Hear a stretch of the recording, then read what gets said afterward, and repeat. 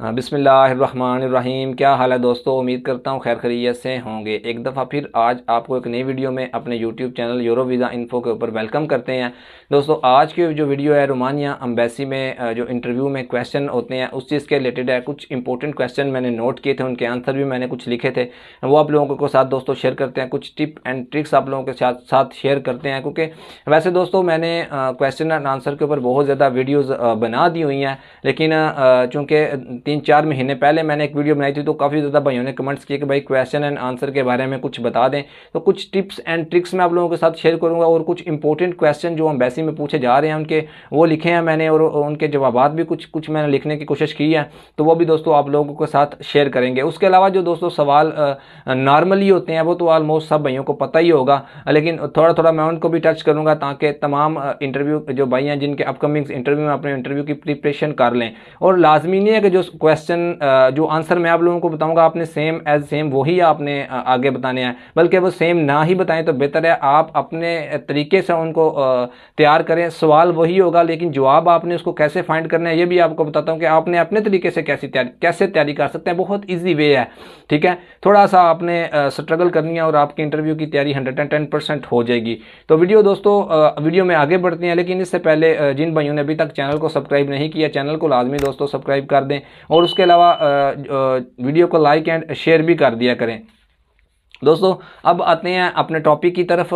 सबसे पहले यार मैं आप लोगों को यहाँ एक चीज़ बताता चलूँ कि इंटरव्यू के रिलेटेड जिन भाइयों के अपकमिंग इंटरव्यू हैं, क्वेश्चन एंड आंसर की तरफ जाने से पहले मैं एक चीज़ मस्ट बताना चाहता हूँ कि यार आप अपने जो डॉलर ले के साथ जाते हैं काइंडली वो चेक कर लिया करें, ठीक है। रिसेंटली मुझे एक बंदे ने इंस्टाग्राम के ऊपर मैसेज किया कि भाई मेरे डॉलर के ऊपर कुछ लिखा हुआ था जिस वजह से उन्होंने कहा कि डॉलर चेंज करके लेके आए। मैं डॉलर जब चेंज करने गया हूँ तो उन्होंने डॉलर में चेंज करके वापस आया हूँ, लेकिन उन्होंने मुझे एंटर नहीं होने दिया और मेरा जो है वो इंटरव्यू नहीं हुआ। मैंने रिक्वेस्ट भी की लेकिन उन्होंने कहा नहीं भाई अब आपका इंटरव्यू नहीं हो सकता, ठीक है।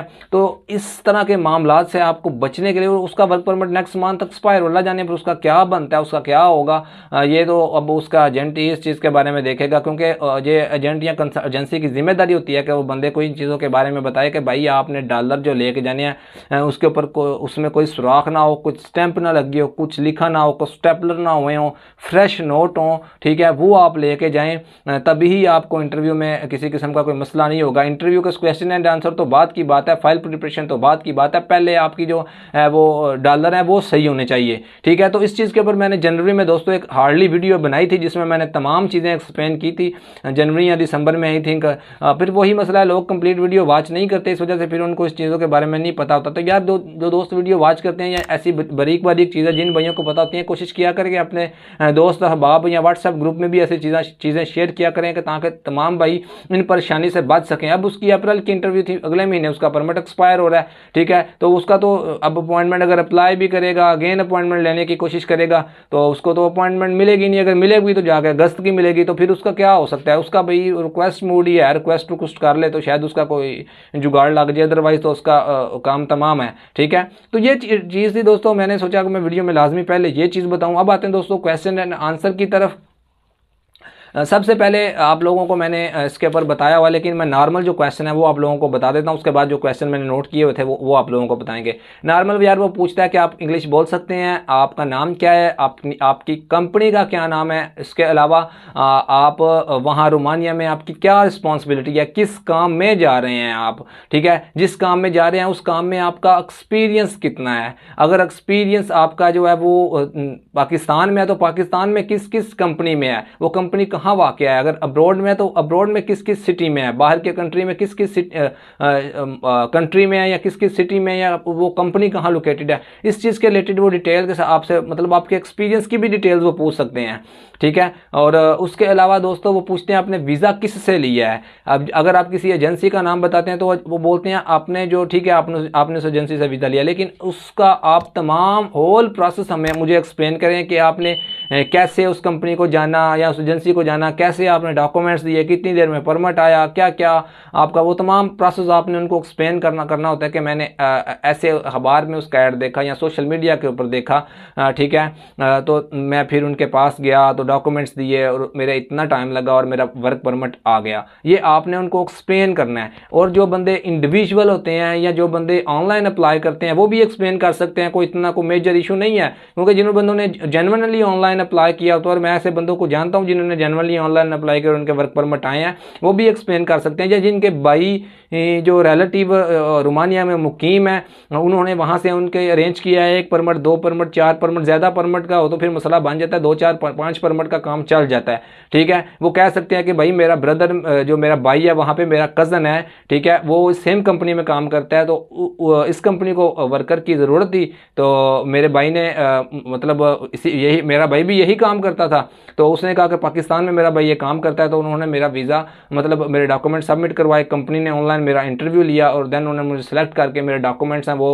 उन्होंने इमिग्रेशन में जमा करे, मेरा वर्क परमिट निकल आया। उसके बाद फिर अपॉइंटमेंट अप्लाई की और अब मैं इंटरव्यू देने आया। तो इस तरह करके आप उनको जो जेन्युइनली बात है, जो ओरिजिनली बात है, वो आप एक्सप्लेन कर सकते हैं। ओरिजिनल बात बताने का मकसद यार ये होता है कि आप कॉन्फिडेंस के साथ उनको एक्सप्लेन कर सकते हैं, आप भी कॉन्फिडेंस होते हैं, ठीक है। तो दोस्तों जितने जवाब आपने उन लोगों को देने हैं, कॉन्फिडेंस लेवल आपका कॉन्फिडेंस होना चाहिए, ठीक है। आपने वीज़ा जैसे भी हासिल किया, जो भी अपना तरीकाकार है, जेन्युइनली उनके साथ एक्सप्लेन करें।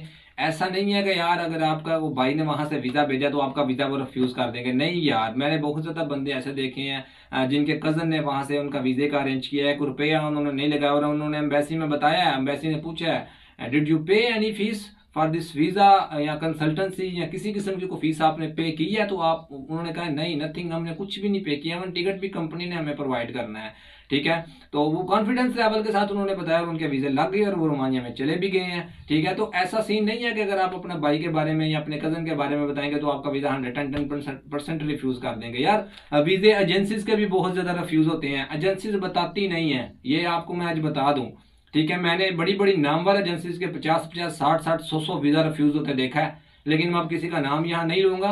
लेकिन ऐसा नहीं है कि अगर आप इंडिविजुअली करेंगे तो आपका वीज़ा रिफ्यूज़ होगा, और आप अगर मतलब एजेंसीज के थ्रू करेंगे तो आपका वीज़ा 110% लग जाएगा। ऐसा सीन नहीं है। आपने इंटरव्यू की प्रिपरेशन करनी है, डॉक्यूमेंट्स अच्छी तरह प्रिपेयर करने हैं, अपनी डॉक्यूमेंट्स की एक तरतीब बनानी है, उसके अकॉर्डिंग चलें, इंशाल्लाह आपका वीज़ा लग जाएगा। और आपके लक की भी बात है, ठीक है। अब आते हैं दोस्तों जो इंपॉर्टेंट क्वेश्चन मैंने नोट किए थे। वीडियो बहुत लंबी हो रही है यार, लेकिन क्या करें, अब एक्सप्लेन करना डिटेल से आप लोगों के साथ, तो इस वजह से वीडियो आपको देखनी पड़ेगी। अगर नहीं देखेंगे तो भाई फिर मैं क्या कर सकता हूँ, आपका कोशिश ही होती है आपके अच्छे के लिए। अब आते हैं यार जो इम्पोर्टेंट टॉपिक है इसकी तरफ।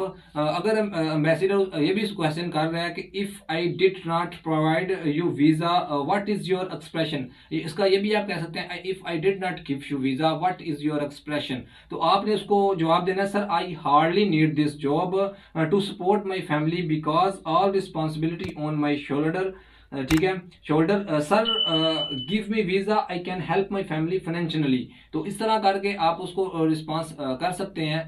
तो आप इसका क्या मतलब बनता है, इसका मतलब ये है कि सर मुझे इस जॉब की बहुत ज़्यादा सख्त ज़रूरत है, ठीक है, क्योंकि मेरी जो फैमिली है उसकी तमाम रिस्पॉन्सिबिलिटी मेरे कंधों के ऊपर है। तो प्लीज़ आप मुझे वीज़ा दें ताकि मैं अपनी फैमिली को माली तौर पे सपोर्ट कर सकूं, ठीक है। आपने इस तरह उसको कन्विंस करना है कि अगर वो पूछे कि अगर मैं आपको वीज़ा नहीं दूंगा तो आपका क्या एक्सप्रेशन होगा, तो उसका जवाब ये हो गया। उसके अलावा दोस्तों वो पूछते हैं, पहले वो पूछते थे why you want to go abroad, ठीक है, फिर वो पूछते हैं वाई यू पहले अब्रॉड या why you want to go Romania. इसके बाद एक नेक्स्ट क्वेश्चन आता है why you prefer Romania for work, ठीक है। तो पहले आपको लोगों को ये बताते हैं कि Y you prefer Romania for work. उसके अलावा उसके बाद फिर क्वेश्चन जो दूसरा वो बताएंगे why you want to go abroad, ठीक है। You prefer Romania for work, इसमें आप लोग उसको दोस्तों बता सकते हैं कि Romania is low cost of living, ठीक है। मतलब रोमानिया रहने के लिहाज से एक सस्ता मुल्क है बनिस्बत इटली, स्पेन, फ्रांस के। तो इस वजह से हम रोमानिया को ही वर्क के लिए चूज कर रहे हैं। और उसके अलावा अगर कोई बंदा भी रोमानिया में जाके काम करना चाहता है तो उसमें उसको एक अफोर्डेबल और कंफर्टेबल लाइफ वो वहाँ पे गुजार सकता है, क्योंकि चीज़ें वहाँ पे सस्ती हैं बनिस्बत फ्रांस के या जर्मनी के या दूसरे शेंगन कंट्रीज के रिलेटेड।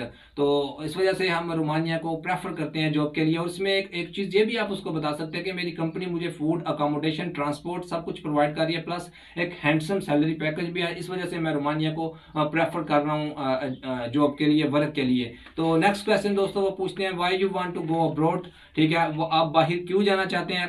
क्वेश्चन आगे पीछे हो सकते हैं, लेकिन जो आपको समझाने का मकसद है वो आप लोगों को समझ आ जाएगी।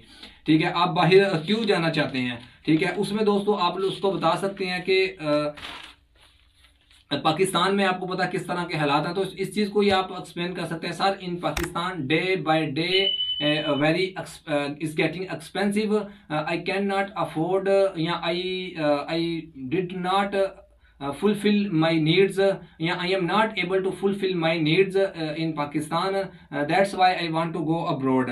ठीक है, तो ये आप उसको कह सकते हैं कि पाकिस्तान में यार दिन ब दिन काफ़ी ज़्यादा मुश्किलात हो रहे हैं, माली लिहाज से एक्सपेंस ज़्यादा हो रहे हैं, तो मैं इस काबिल नहीं हूँ कि मैं अपने जो माली अखराजात है पाकिस्तान में मतलब अफोर्ड कर सकूँ। तो इस वजह से मैं बाहर जाने को प्रेफर कर रहा हूँ, मैं बाहर काम के लिए जाना चाहता हूँ। तो एक क्वेश्चन आप ये भी उसको दोस्तों बता सकते हैं। ठीक है, एक क्वेश्चन दोस्तों और वो पूछता है कि आपसे कि अगर मैं आपको वीज़ा दूं, ठीक है, तो क्या आप रोमानिया पहुंच के एयरपोर्ट पे लैंडिंग के बाद भाग जाएंगे।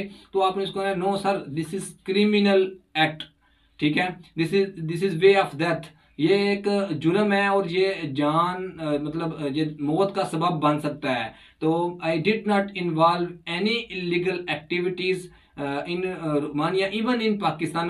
मतलब मैं रोमानिया में किसी I follow the rules of Romania, I follow the laws of Romania. आप इस तरह करके उसको कमेंट्स कर सकते हैं कि मैं रोमानिया के रूल्स को फॉलो करूंगा, रोमानिया के लॉ को फॉलो करूंगा, मैं किसी किस्म की इलीगल क्रिमिनल एक्टिविटीज़ में इन्वॉल्व नहीं होगा। इवन मैं पाकिस्तान में भी किसी क्रिमिनल एक्टिविटी में इन्वॉल्व नहीं। आप मेरा पुलिस करेक्टर सर्टिफिकेट दे सकते हैं। तो ये दोस्तों एक टिप्स ये भी है, इस तरह करके आप उसको कन्विंस कर सकते हैं और एक क्वेश्चन कर सकते हैं। दोस्तों जो इंपॉर्टेंट सवाल थे, मैंने कोशिश की है कि मैं उन चीज़ों को कवर कर सकूं, ताकि जो भाई मतलब ज़्यादा इंग्लिश नहीं बोल सकते मेरी तरह, तो उन लोगों की हेल्प हो जाए। ठीक है, मैंने उर्दू में भी साथ एक्सप्लेन किया, इंग्लिश में भी एक्सप्लेन किया। और यार इसमें आप गूगल के ऊपर भी सर्च कर सकते हैं, ये सवाल जो वो करता है। ठीक है, गूगल के ऊपर लिखें और नीचे उसका जवाब सर्च करेंगे तो नीचे उसकी काफ़ी लंबी लिस्ट आ जाती है। उसमें से आप 2 या 4 या 6 सेंटेंस इन शॉर्ट आप लिख के रख लें, उस तरह अपनी आप प्रिपेयर करके तो आप इंटरव्यू दे सकते हैं। आई होप दोस्तों ये वीडियो आप लोगों की हेल्पफुल होगी। मिलते हैं नेक्स्ट किसी इंपॉर्टेंट में, तब तक के लिए अल्लाह हाफिज़।